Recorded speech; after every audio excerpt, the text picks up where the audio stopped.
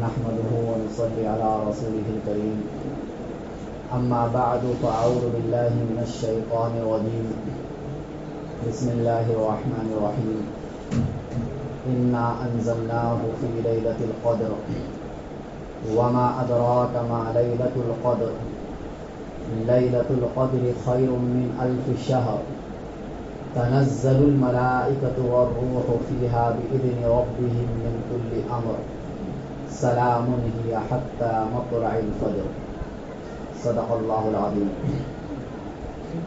سامعین محترم اور معزز ساتھیوں، یہ رمضان المبارک کا آخری جمعہ ہے اور یہ اس وجہ سے اہم ہے، نہ اس وجہ سے کہ اس جمعے کو بہت سے لوگ عید کی طرح مناتے ہیں یا اس کے الگ سے بہت سے احکام بیان کرتے ہیں، یہ چیزیں تو ثابت نہیں ہیں، لیکن چونکہ رمضان کا آخری جمعہ ہے اس وجہ سے یہ جمعہ اہم ہے. اور جب آخری وقت چل رہا ہوتا ہے رمضان کا تو انسان کو اپنی کمی اور کوتاہی پر غور کرنا چاہیے. جس مقصد کے لیے رمضان آیا تھا وہ مقصد انسان کو حاصل ہوا یا نہیں ہوا، اس کے اوپر انسان کو غور کرنا چاہیے. اور خصوصی طور پر آخری عشرے میں اللہ نے وہ 5 راتیں اس لیے عطا کی کہ جو کمی کوتاہی ہو گئی پہلے آپ اس کو معاف کروا دو. ان 5 راتوں میں اللہ کو راضی کر لو، جن 5 راتوں کو ہم شب قدر کہتے ہیں. اور اس کی فضیلت میں اللہ تعالیٰ نے قرآن کریم میں ایک مکمل سورت اتاری ہے، سورۃ القدر. اور اس رات کی چند خصوصیات کو اللہ نے بیان کیا. سب سے پہلی خصوصیت تو یہ بیان کی کہ اس رات میں ہی ہم نے قرآن کو اتارا ہے، اور یہی ایک فضیلت اگر ہوتی تو اس رات کے لیے کافی تھی. اس کے علاوہ اگر اور اللہ بیان نہ کرتے تو اتنا کافی تھا کہ اللہ تعالیٰ نے اس رات میں قرآن کریم کو اتارا ہے. پھر اس کے بعد فرمایا کہ لیلۃ القدر 1000 مہینوں سے بہتر ہے. اب وہ 1000 مہینہ یعنی 83 سال کی عبادت سے بہتر ہے. اس کا کیا مطلب ہوتا ہے؟ ایک تو اللہ تعالیٰ نے یہ فرمایا کہ اس سے بھی زیادہ بہتر ہے. وہ زیادہ کتنا ہے اس کی کوئی قید نہیں ہے. یہ تو ایک انسان کی عمر اتنی ہوتی ہے عام طور سے 80 سال 90 سال، اس لیے اس کو ایک بطور مثال کے بیان کیا گیا.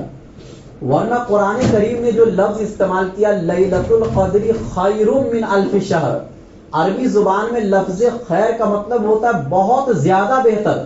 صرف بہتر نہیں بلکہ بہت زیادہ بہتر، یعنی 83 سال کی عبادت سے بھی بہتر ہے. اس آیت کا مطلب مفسرین نے یہ بیان فرمایا کہ اس رات میں کوئی بھی عبادت کرنے پر 83 سال عبادت کرنے کا جو ثواب ملتا ہے وہ اس ایک رات میں آپ کو ثواب مل جائے گا. اور یہ اس امت کے لیے خاص عطیہ اور خاص تحفہ ہے. چنانچہ پہلے کے قوموں میں کچھ ایسے لوگ بھی گزرے جو 80 سال تک عبادتوں میں لگے رہے. وہ دن میں جہاد کرتے تھے اور رات میں اللہ کی عبادتوں میں رہتے تھے. ان کی عبادتوں کا حال سن کر صحابہ کرام کو تعجب ہوا. تو اس تعجب کو دور کرنے کے لیے اللہ تعالی نے قرآن کریم میں یہ آیت اتاری اور فرمایا کہ تعجب کرنے والی کوئی بات نہیں ہے، تم ایک رات صرف عبادت کر لو، اتنا ثواب اور اتنی فضیلت تمہیں ایک رات میں مل جائے گی. لیکن اس ایک رات کو اللہ نے متعین نہیں کیا، اور متعین نہیں کیا تو بھی کوئی مشکل چیز نہیں ہے، کیونکہ اللہ کے نبی نے یہ یقینی طور سے بیان فرما دیا کہ وہ آخری عشرے کے طاق راتوں میں وہ رات ہوتی ہے. تو 5 رات انسان کے لیے جاگنا کون سا مشکل کام ہے؟ انسان کو اگر یہ معلوم پڑ جائے کہ کسی جگہ فری میں کچھ بंٹ رہا ہے اور اس کے لیے لمبی لائن لگی ہوئی ہے تو انسان جس وقت پتا چلے گا اسی وقت وہ چلا جائے گا. فری میں بڑھ رہا ہے نا، فری میں جب کوئی چیز ملتی ہے تو انسان اس کے لیے بھاگتا ہے، دوڑتا ہے. یہ انسان کی فطرت میں اللہ نے وہ چیز رکھی ہے. اور لمبی لمبی لائن لگانے کے لیے بھی تیار ہو جائے گا، چاہے اس کے لیے رات چلی جائے. لیکن کوئی قیمتی چیز اگر مل رہی ہوتی ہے تو رات کی بھی قربانی دے گا، دن کی بھی قربانی دے گا۔ اللہ تعالیٰ نے اس رات میں فری میں آپ کو بہت ساری چیز دینے کے لیے تیار ہے، فری فوکٹ میں۔ اب اگر آپ لینا چاہے تو لے لیجئے، نہیں لینا چاہے تو آپ کی مرضی ہے۔ اللہ تعالیٰ نے تو کہا کہ بھائی لائن میں لگ کر لینا چاہو تو لائن میں لگ کر لے لو، رات کی بھی قربانی دو، دن کی بھی قربانی دو۔ ان راتوں میں قربانی اللہ آپ سے چاہتے ہیں، اس لیے ان راتوں کو اللہ نے متعین نہیں کیا، کیونکہ اگر متعین کر دیا جاتا تو انسان اسی ایک رات پر بھروسہ کر کے بیٹھ جاتا، اس کو ایسا لگتا کہ بھائی ایک رات ہے قبولیت کے لیے کافی ہے، پھر وہ رمضان کی جو اہمیت ہے وہ بھی ختم ہو جاتی اس کے دل سے، اور آخری عشرے کی جو اہمیت ہے وہ اہمیت بھی ختم ہو جاتی، بلکہ لیلۃ القدر کی بھی اہمیت ختم ہو جاتی۔ تو اسی لیے اس ایک رات کو اللہ نے متعین نہیں کیا، نہ اللہ کے نبی نے متعین کیا، اور یہ فرمایا کہ عسیٰ ان یکون خیرا لکم، اس رات کے متعین نہ ہونے میں تمہارے لیے خیر ہے، اس رات کے متعین نہ ہونے میں تمہارے لیے خیر ہے، کیونکہ انسان پھر اس رات کو تلاش کرنے میں محنت کرے گا، کوشش کرے گا، اور اس محنت کوشش لگن پر اللہ اور زیادہ دیں گے، بنسبت اس کے کہ اگر یہ رات متعین ہوتی تو انسان کو کوشش کرنے کی بھی ضرورت نہیں ہوتی۔ تو کوشش کرنے پر اللہ تعالیٰ اجر کو بڑھا دیتے ہیں، محنت اور مشقت کرنے پر اللہ اجر کو بڑھا دیتے ہیں، اور فرشتوں کے سامنے اللہ فخر فرماتے ہیں کہ دیکھو میرے بندے کو نہیں معلوم ہے کہ لیلۃ القدر کون سی رات ہے، پھر بھی میرا بندہ محنت کر رہا ہے، اس امید پر کہ اللہ بس میری مغفرت فرما دے، اس سے زیادہ مجھے کچھ نہیں چاہیے۔ تو فرمایا لیلۃ القدر خیر من الف شہر تنزل الملائکۃ والروح فیہا باذن ربہم من کل امر، یعنی اس رات میں خصوصی طور پر حضرت جبرائیل علیہ السلام اور ان کے ساتھ دیگر فرشتے اترتے ہیں۔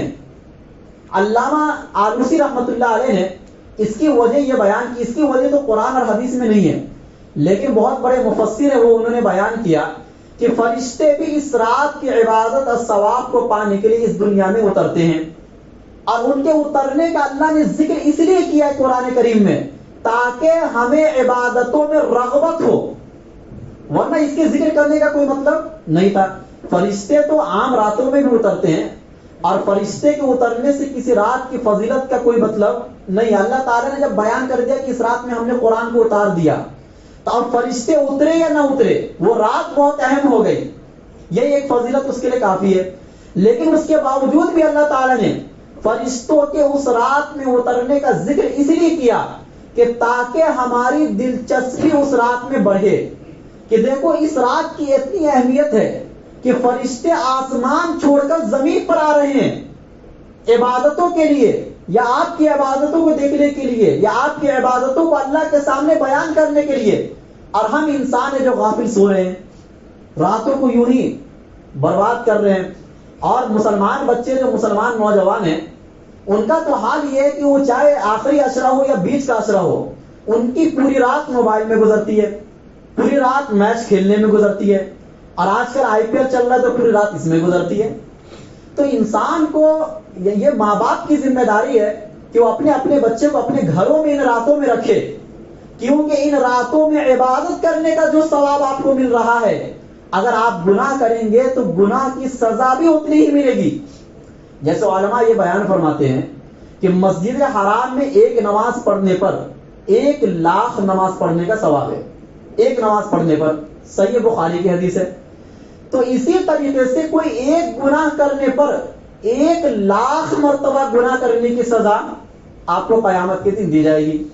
تو عظمت جس چیز کی بڑھتی ہے نیکی کے اعتبار سے، تو اس کی عظمت کو پامال کرنا بھی اتنا ہی بڑا گناہ ہوتا ہے۔ تو اسی لیے اس رات کو کم سے کم اہم بنائے، ہم اپنی زندگی کو بدلنے کا ذریعہ اور سبب بنائے اس رات کو، اور اس رات میں جاگنے کی کوشش کرے۔ 2 رات تو گزر گئی، 21 کی، 23 کی، 25 کی بھی گزر گئی، اب 2 رات رہ گئی ہے، ایک 27 کی اور ایک 29 کی، لیکن ہم نے صرف ایک رات کو متعین کر دیا ہے، 27 کی رات۔ یہ متعین کرنا شریعت کے منشا کے خلاف ہے۔ اگر متعین ہی ہوتی تو پھر تلاش کرنے کی کیا ضرورت تھی؟ تلاش اس چیز کو کیا جاتا جو چیز گم ہوتی ہے۔ جو نظروں کے سامنے نہیں ہوتی اس کو تلاش کیا جاتا ہے. اللہ کے نبی نے تلاش کرنے کا حکم دے کر بتلا دیا کہ وہ متعین نہیں ہے, وہ کسی بھی رات ہو سکتی ہے. اللہ کرے کہ اگلی رات ہو جائے, کہ ہمارا جو یہ جو غفلت میں وقت گزرا اس وقت کو ہم پیچھے چھوڑ دیں اور آگے جو رات آ رہی ہے, 2 رات ابھی بھی باقی ہے, ان راتوں میں ہم اپنے آپ کو گناہوں سے توبہ کر کے اللہ تعالیٰ کو منا لے, اللہ تعالیٰ کو راضی کر لے, کیونکہ یہ موقع پھر بار بار نہیں آتا ہے. تو یہ تو شب قدر کے تعلق سے باتیں ہو گئی.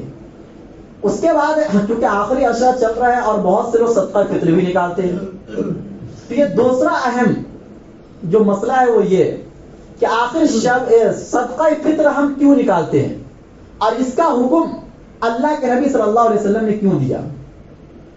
جس طریقے سے فرض نماز جب ہم پڑھتے ہیں تو اس کے آگے پیچھے کی سنتیں بھی اللہ کے نبی صلی اللہ علیہ وسلم نے متعین فرمایا. یہ اسی لیے ہے کہ فرائض میں کوئی کمی کوتاہی ہو جائے تو اس کمی کوتاہی کو سنتوں کے ذریعے سے دور کیا جائے گا, اور اگر سنتوں میں کوئی کمی کوتاہی ہو جاتی ہے تو اس کی کمی کوتاہی کو اللہ نوافل کے ذریعے سے دور کریں گے. اور نوافل میں کمی کوتاہی ہونے پر کوئی پکڑ نہیں ہے. تو پتہ یہ چلا کہ فرائض سے آگے پیچھے سنتوں کو متعین کیا گیا. اسی طریقے سے جب آپ حج کرنے کے لیے جاتے ہیں یا عمرہ کرنے کے لیے جاتے ہیں تو اس سے بھی آگے پیچھے کچھ دوسری عبادتیں بھی ہیں جو فرائض اور واجبات کے علاوہ ہوتی ہے, سنتیں ہوتی ہیں اور مستحبات ہوتی ہیں. یہ کیوں ہے کہ تاکہ ان چیزوں کے کرنے سے فرائض میں دلچسپی ہو جائے, آدمی فرائض کو بہت اہتمام سے کرے. تو اسی طریقے سے رمضان کے مہینے میں جب ہم روزہ رکھتے ہیں تو ظاہر سی بات ہے اللہ جس طریقے سے چاہتے ہیں اس طریقے سے کوئی بھی انسان روزہ نہیں رکھ سکتا ہے. جب اللہ کے نبی صلی اللہ علیہ وسلم کوئی بھی عبادت کرتے تھے تو عبادت کرنے کے بعد استغفر اللہ پڑھتے تھے. کیوں پڑھتے تھے؟ یہ بتلانے کے لیے کہ اللہ جو حق تھا وہ حق ادا نہیں ہوا. حالانکہ اللہ کے نبی صلی اللہ علیہ وسلم سے بہتر عبادت کون کر سکتا ہے, لیکن اس کے باوجود بھی آپ نماز پڑھتے ہیں, نماز کے آخر میں اللہم انی ظلمت نفسی ظلما کثیرا پڑھتے ہیں. اس کا مطلب کیا ہے؟ اے اللہ میں نے اپنے نفس پر بہت بڑا ظلم کیا. تو نماز پڑھ کے تو کوئی انسان ظلم تو نہیں کر رہا ہے, لیکن ظلم اس معنی کر کے کیا کہ جو حق تھا نماز پڑھنے کا, جو خشوع اور خضوع پیدا ہونی چاہیے تھی, وہ خشوع اور خضوع پیدا نہیں ہوئی. عاجزی کا اظہار اللہ کے سامنے کرتے رہنا چاہیے. اسی طریقے سے رمضان کے مہینے میں روزہ رکھنے میں جو کمی کوتاہی ہوئی اس کمی کوتاہی کو دور کرنے کے لیے اللہ کے نبی صلی اللہ علیہ وسلم نے صدقہ فطر کو متعین فرمایا. چنانچہ ایک حدیث میں فرمایا فرض رسول اللہ صلی اللہ علیہ وسلم زکات الفطر طہرا للصائم من اللغو والرفث, کہ روزے دار کو پاک کرنے کے لیے لغو باتوں سے, اب بے حیائی کی باتوں سے. انسان روزے کی حالت میں کبھی جھوٹ بات بول دیا, کبھی کسی کی غیبت کر دیا, کبھی بے حیائی کی باتیں بول دیا, ان تمام چیزوں سے پاک کرنے کے لیے صدقہ فطر کو متعین کیا گیا. ایک وجہ تو یہ ہے. دوسری وجہ وَطُعْمَةً لِلْمَسَاكِينَ, غریبوں کے کھانا کھانے کے لیے.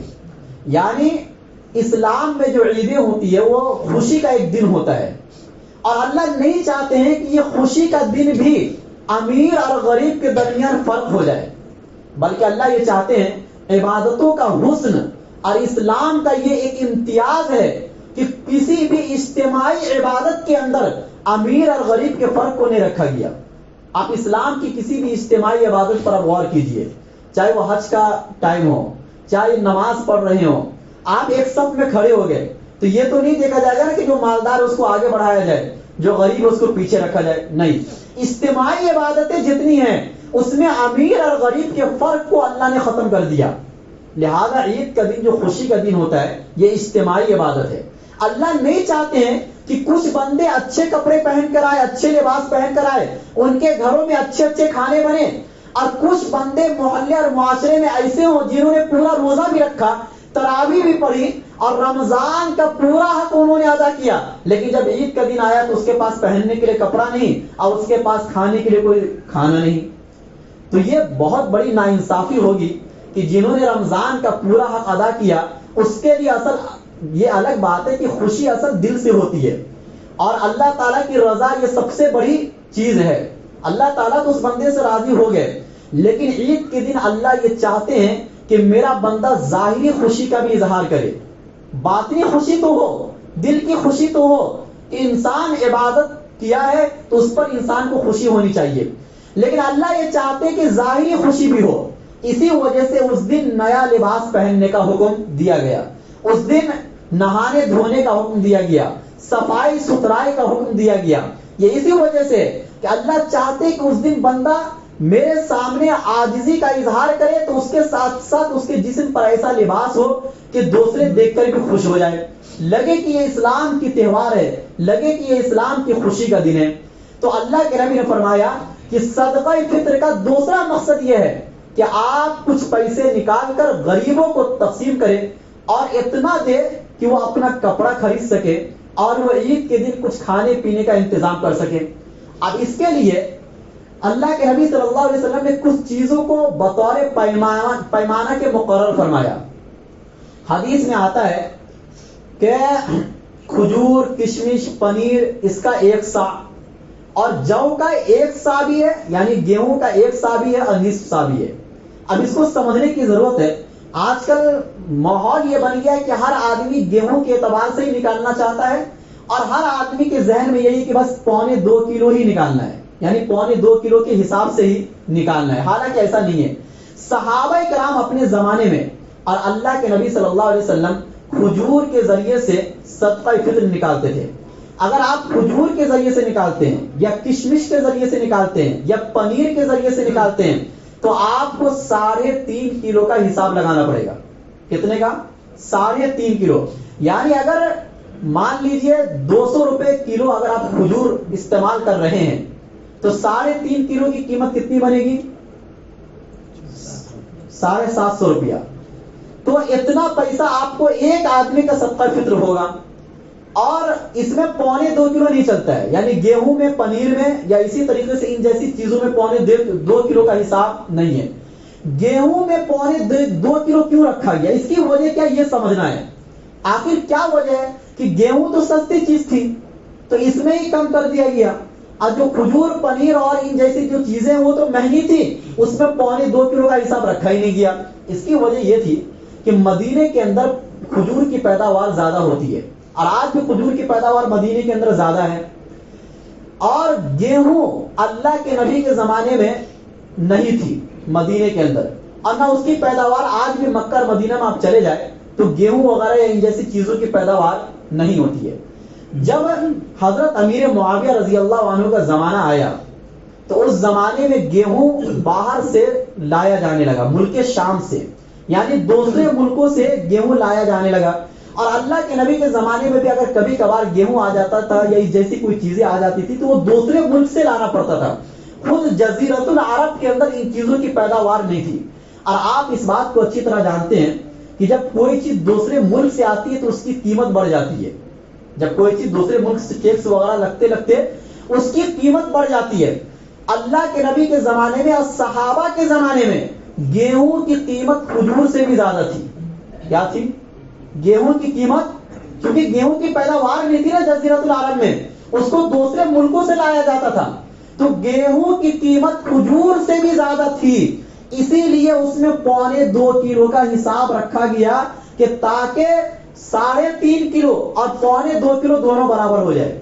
یعنی اس زمانے میں 3.5 کلو گیہوں کا حساب، 2.25 کلو گیہوں کا حساب اور 3.5 کلو کھجور کا حساب برابر تھا، فرق ہی نہیں تھا. اسی لیے یہ متعین کیا گیا کہ بھائی 2.25 کلو بھی دے سکتے ہو. لیکن آج تو ایسا نہیں ہے نا. آج تو گیہوں کی قیمت بہت زیادہ گھٹ گئی.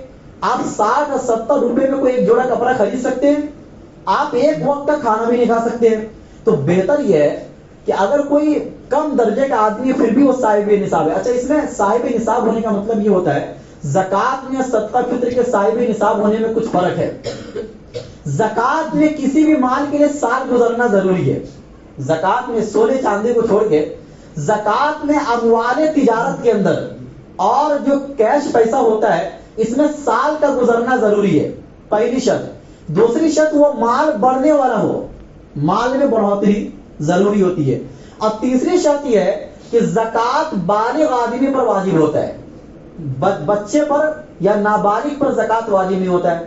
لیکن صدقہ فطر کے نصاب میں ان تینوں چیزوں کی رعایت نہیں ہے. اگر ایک انسان سمجھے 29 رمضان کو اس کے پاس 1 بھی روپیہ نہیں ہے اور اچانک سورج غروب ہونے سے پہلے پہلے اس کے اکاؤنٹ میں 30-35 ہزار روپیہ آ گیا تو وہ صاحب نصاب کہلائے گا صدقہ فطر کے حساب سے. اس کو عید کے دن صدقہ فطر نکالنا واجب ہو جائے گا. تو لہذا اس میں سال کا گزرنا ایک تو شرط نہیں ہے, اور دوسری چیز یہ ہے کہ یہ بچے کی طرف سے بھی واجب ہوتا ہے, بوڑھے کی طرف سے بھی واجب ہوتا ہے, ہر ایک کی طرف سے یہ صدقہ فطر واجب ہوتا ہے. گھر کا جو ذمہ دار ہوگا وہ نکالے گا. یہ کیوں؟ اس کی وجہ کیا ہے؟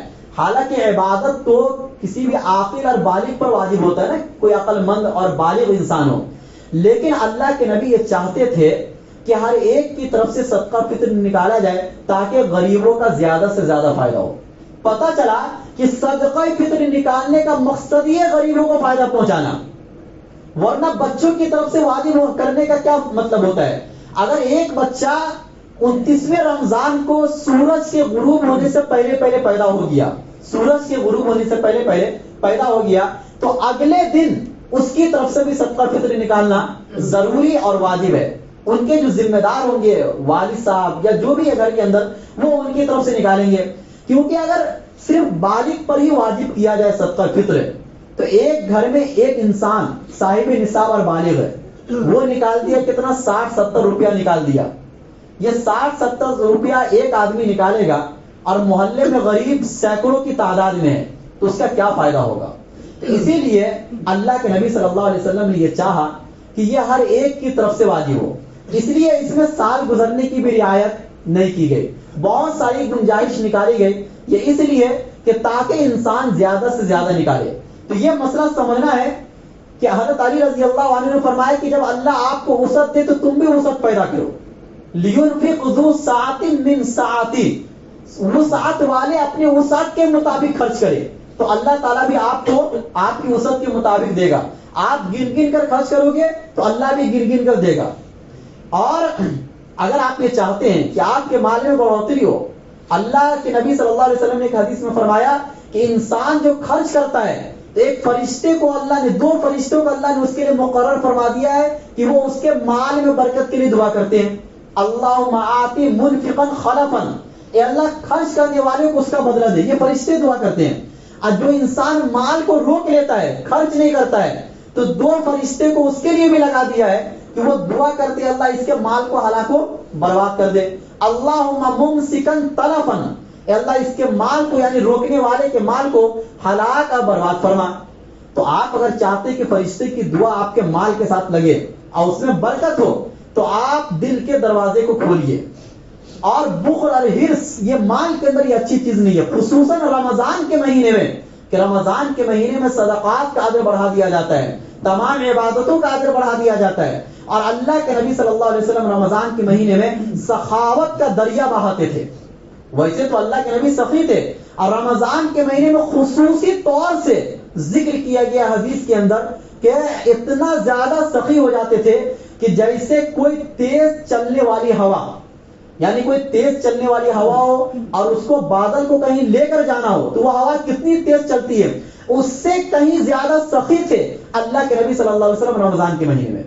تو ہمیں اور آپ کو بھی سخاوت کا دروازہ کھولنا چاہیے اور یہ یقین رکھنا چاہیے کہ آپ کے مال میں اضافہ ہوگا, کمی نہیں ہوگی. الشیطان یعدکم الفقر ویأمرکم بالفحشاء, کہ شیطان تم سے وعدہ کرتا ہے فقر کا, تم کو ڈراتا ہے کہ بھائی تم 10 روپیہ نکالو گے تو تمہارے مال میں سے 10 روپیہ کم ہو جائے گا, 100 روپیہ نکالو گے تو 100 روپیہ تمہارے مال میں سے کم ہو جائے گا. لیکن جب بے حیائی کی بات آتی ہے تو اس وقت میں شیطان آپ کو مال کے کمی سے نہیں ڈراتا ہے, پھر بنداس آپ خرچ کرتے ہیں. اسی کو اللہ نے فرمایا الشیطان یعدکم الفقر ویأمرکم بالفحشاء واللہ یعدکم مغفرۃ منہ وفضلا, لیکن اللہ اس مال کے خرچ کرنے پر تم سے مغفرت اور اپنی خوشنودی کا وعدہ کرتا ہے. اللہ یہ کہہ رہا ہے کہ تم مال خرچ کرو گے تو میں تم سے خوش ہو جاؤں گا, میں تمہاری مغفرت کر دوں گا, تمہارے گناہوں کو ختم کر دوں گا. تو اسی لیے صدقہ فطر میں وسعت کرے. اور یہ یقین رکھنا چاہیے کہ آپ کے مال میں اضافہ ہوگا, کمی نہیں ہوگی. الشیطان یعدکم الفقر ویأمرکم بالفحشاء واللہ یعدکم مغفرۃ منہ وفضلا, لیکن اللہ اس مال کے خرچ کرنے پر تم سے مغفرت اور اپنی خوشنودی کا وعدہ کرتا ہے. اللہ یہ کہہ رہا ہے کہ تم مال خرچ کرو گے تو میں تم سے خوش ہو جاؤں گا, میں تمہاری مغفرت کر دوں گا. تو اسی لیے صدقہ فطر میں وسعت کرے. یہ چند باتیں ہوئی، کچھ اعلانات بھی ہیں کہ آپ حضرات جانتے ہیں کہ جب رمضان کا مہینہ آتا ہے تو مسجدوں کے اندر لائٹ کا استعمال زیادہ ہوتا ہے، پنکھے کا استعمال زیادہ ہوتا ہے. اسی طریقے سے جب تراویح پڑھتے ہیں تو 1-1 گھنٹے تک اے سی چالو رہتا ہے. اب ظاہر سی بات ہے خرچ تو بڑھے گا ہی. جو اور مہینے میں جو لائٹ بل آتا تھا وہ رمضان کے مہینے میں ڈبل اور ٹربل چلا جاتا ہے، اور یہ آپ کے جمعے کے چندے سے پورا کیا جاتا ہے. لیکن آپ رمضان کے مہینے میں بھی اگر اتنا ہی چندہ ڈالیں گے جتنا اور مہینے میں ڈالتے ہیں تو یہ لائٹ بل کہاں سے پورا کیا جائے گا؟ یہ پورے محلے والے کی ایک ذمہ داری ہے کہ آپ جس طریقے سے اپنے گھر کے تمام ضروریات کو پورا کرتے ہیں اور اس کو ضرورت سمجھتے ہیں، اسی طریقے سے مساجد اور مدارس جیسی جتنی بھی چیزیں ہیں یہ آپ کی دینی ضرورت ہے، یہ اس سے بڑھ کر ضرورت ہے. گھر نہیں رہے گا آپ کے پاس تو زیادہ سے زیادہ یہ ہوگا کہ آپ کھلے آسمان کے نیچے زندگی گزاریں گے، اس کے نتیجے میں آپ دنیا سے چلے جائیں گے. لیکن آپ کی آخرت برباد نہیں ہوگی اگر آپ مساجد کو آباد رکھیں گے. آپ نے اگر مسجد میں ایک لائٹ لگا دیا، ایک پنکھا لگا دیا تو اس کا ثواب آپ کو قبر میں ملے گا جہاں نیکی کی زیادہ ضرورت ہے. تو آپ یہ کوشش کریں کہ جب جمعہ کا چندہ دے رمضان کے مہینے میں تو جو اور مہینے میں آپ دیتے ہیں اس کا ڈبل اور ٹربل آپ دیں، کیونکہ یہ لائٹ اور پنکھے سبھی یوز کرتے ہیں نا، سبھی استعمال کرتے ہیں، یہ سب کی ذمہ داری ہے اور ایک ثواب کا بھی کام ہے. دوسری چیز یہ ہے کہ مسجد بنے ہوئے تقریباً 2 سال سے زیادہ ہو گئے، لیکن ابھی بھی کچھ حضرات کے پیسے باقی ہیں جن کو ادا کرنا ہے. اب سامنے والا کیا سمجھے گا کہ بھائی مسجد انہوں نے بنا لیا اور یہ اللہ کا گھر ہے اور ان کی عوام اتنی مطلب بے حس ہے کہ انہوں نے ابھی تک 2 سال ہو گئے اب پیسہ ادا نہیں کر پا رہے. تو سامنے والے کو پیسہ بھی دینا ہے. تو آپ حضرات میں جو وسعت والے لوگ ہیں جو جن کو اللہ نے دیا ہے بہت زیادہ، وہ ہر ایک تھوڑی تھوڑی ایک ذمہ داری لے لے کہ بھائی میری طرف سے مسجد کو اتنا پیسہ ہے، اور آپ اوپر جا کے نام لکھا دیں کیونکہ وہ ادا کرنا ضروری ہے. سمجھ گئے؟ اور یہ مسجد کا پیسہ ہے، اور اگر مسجد کا آپ ادا نہیں کریں گے اور یوں ہی مسجد جو قرض میں مبتلا رہی اور آپ اسی حالت میں دنیا سے چلے گئے اور اللہ نے آپ سے یہ سوال کر لیا کہ میرا ایک گھر بنا تھا، میرے نام پر بنا تھا، میرے نام پر چندہ ہوا تھا، اور تم میرے گھر کو نہیں بنا سکے تو میں تمہاری قبر کو کیسے بناؤں گا؟ میں تمہاری قبر میں لائٹ پنکھے کیسے لگاؤں؟ میں تمہاری گھروں یعنی تمہارے قبر کے جو گھر ہیں اس میں وسعت کیسے پیدا کروں؟ اللہ اگر اسی وقت قبر کو تنگ کر دیں گے تو آپ کیا جواب دیں گے؟ آپ اللہ کے گھر کو بنائے. من بنا للہ مسجدا بنى اللہ له بیتا فی الجنہ، کہ جو مسجد بنائے گا اس دنیا میں اس کی ایک دیوار کو کھڑا کرے گا، اس میں ایک لائٹ اور پنکھا لگائے گا، اللہ تعالیٰ اس کے لیے جنت میں محل بنائیں گے. تو کون نہیں چاہتا ہے کہ جنت میں اس کے لیے محل بنائے؟ تو لہٰذا آپ حضرات سے یہ درخواست ہے کہ یہ الگ سے کچھ زائد رقم آپ حضرات جن کو اللہ تعالیٰ نے وسعت دی ہے وہ نام لکھوا دے اور وہ رقم ادا کر دے تاکہ مسجد کے اوپر جو قرض ہے وہ قرض ادا کر دیا جائے.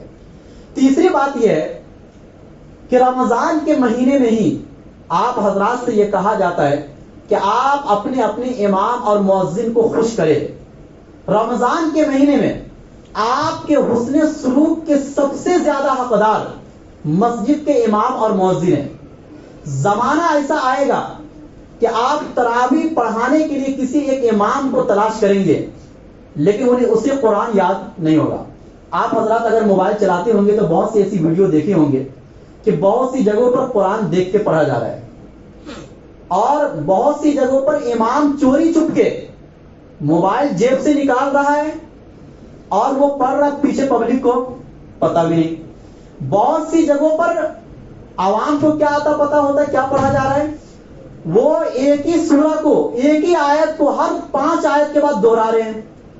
عوام کو ایسا لگ رہا ہے یار بہت اچھی آواز میں تراویح چل رہی ہے، لیکن وہ الو بنا رہے ہیں. جب آپ صحیح امام اور مؤذن کا خیال نہیں کریں گے تو آپ کو ایسے ہی امام اور مؤذن ملیں گے جو موبائل میں دیکھ کر یا قرآن دیکھ کر آپ کو پڑھائیں گے. تو بہرحال آپ کے سامنے جو صحیح امام ہیں، جو صحیح آپ کی تراویح پڑھا رہے ہیں، جن پر آپ بھروسہ کرتے ہیں، آپ کم سے کم ان کا خیال کیجئے. حالات اچھے نہیں ہیں، مدارس اور مساجد کو توڑا جا رہا ہے، جو پڑھنے والوں کی تعداد جو بڑھنی چاہیے وہ آہستہ آہستہ بہت تیزی کے ساتھ گھٹتی جا رہی ہے. جو پہلے حافظ قرآن بن گئے جن کو جو قرآن یاد ہوتا تھا, اب جو بچے حافظ قرآن بن کے آ رہے ہیں ان کو وہ یاد نہیں ہے, وہ ویسی یادداشت نہیں ہے. لہٰذا جو پرانے لوگ ہیں آپ ان کا خیال کیجئے, اور اس موقع پر آپ خیال نہیں کریں گے تو حفاظ ضائع ہو جائیں گے. دیکھو کسی بھی حافظ کو شوق نہیں ہے کہ وہ پورے مہینے اتنا محنت کر کے مصلی پر کھڑے ہو کر آپ کے لیے تراویح پڑھائے, کیونکہ کتنا دباؤ ہوتا ہے یہ ایک حافظ قرآنی سمجھ سکتا ہے. رکعتوں کا خیال, رکوع سجدے کا خیال, اور اس کے ساتھ ساتھ ہر آیت کے بعد یہ یاد رکھنا کہ اس کے بعد کون سی آیت ہے. آپ ایک سورہ, آپ کو سورہ فاتحہ پڑھنے کو کہا جائے اور یہ کہا جائے کہ آپ آج کی نماز پڑھائے, صرف سورہ فاتحہ آپ کو پڑھنا ہے, پیچھے ہم لوگ کھڑے رہیں گے, آپ سورہ فاتحہ میں کئی غلطی کر جائیں گے. ایک ہوتا اپنا پڑھنا, ایک ہوتا بیٹھ کر پڑھنا, ایک ہوتا ہے کسی امام کا مصلی پر کھڑے ہو کر نماز پڑھانا, اب پیچھے سارے مقتدی کا ہونا, یہ بہت مشکل کام ہے. اور بہت سے ایسے حافظ ہیں جن کو بہت پکا قرآن یاد ہے, وہ ایک بیٹھک میں قرآن آپ کو سنا سکتے ہیں, لیکن آپ اس کو مصلی پر کھڑا کریں گے تو وہ قرآن نہیں سنا سکتے ہیں. ان کی کئی غلطیاں آ جاتی ہیں. اس کا یہ مطلب نہیں کہ ان کو قرآن یاد نہیں ہے. مصلی پر کھڑے ہو کے قرآن سنانا ایک الگ چیز ہے, اور بیٹھ کر قرآن سنانا یہ الگ چیز ہے. تو بہرحال آپ کے حسن سلوک کے سب سے زیادہ حقدار یہ حفاظ ہے. اگر یہ حفاظ چاہتے تھے یہ دنیا کما سکتے تھے, آپ کے مسجدوں کو ویران کر دیتے, خالی کر دیتے, اور ان کو بھی شوق تھا بہت زیادہ دنیا کمانے کا, وہ جا کر کما سکتے تھے. آپ سے چندہ نہیں مانگا جا رہا ہے, آپ سے یہ کہا جا رہا ہے کہ آپ کا یہ حق ہے. کیا ہے؟ جیسے آپ کے بچوں کا حق ہے آپ کے گھر کے اندر, آپ کی بیوی کا حق ہے, آپ کے ماں باپ کا حق ہے. کیوں؟ اس لیے کہ آپ ان لوگوں کے حقوق کو اگر آپ ادا نہیں کریں گے تو یہ آپ کے بچے ضائع ہو جائیں گے, آپ کے ماں باپ ضائع ہو جائیں گے, آپ کا گھر برباد ہو جائے گا. اسی طریقے سے اگر آپ امام اور مؤذن کا خیال نہیں کریں گے تو آپ کا دین برباد ہو جائے گا. کیا برباد ہو جائے گا؟ دین برباد ہو. آپ اگر امام اور مؤذن کو خوش رکھیں گے ان کی نماز پڑھانے کا انداز الگ ہوگا, پھر وہ خوش دلی سے تیاری کرے گا اور وہ خوش دلی سے پڑھائے گا. کبھی اگر آپ کو ایسا لگتا ہے کہ کسی امام کی کوئی غلطی آ گئی قرآن میں یا رکعت کے اندر, تو یہ ضرور سمجھو کہ آپ حضرات کو جو حق ادا کرنا چاہیے وہ حق ادا نہیں کر رہے, کیونکہ غلطیاں اسی وقت آتی ہے جب انسان کے ذہن میں ٹینشن ہوتا ہے. غلطیاں اسی وقت آتی ہے, رکعتوں کی غلطیاں یا اسی چیز طریقے سے کسی اور طریقے سے پڑھنے میں بہت غلطیاں کا آنا یہ اس بات کی دلیل ہے کہ آپ کو جو حق ادا کرنا چاہیے وہ حق ادا نہیں کر رہے.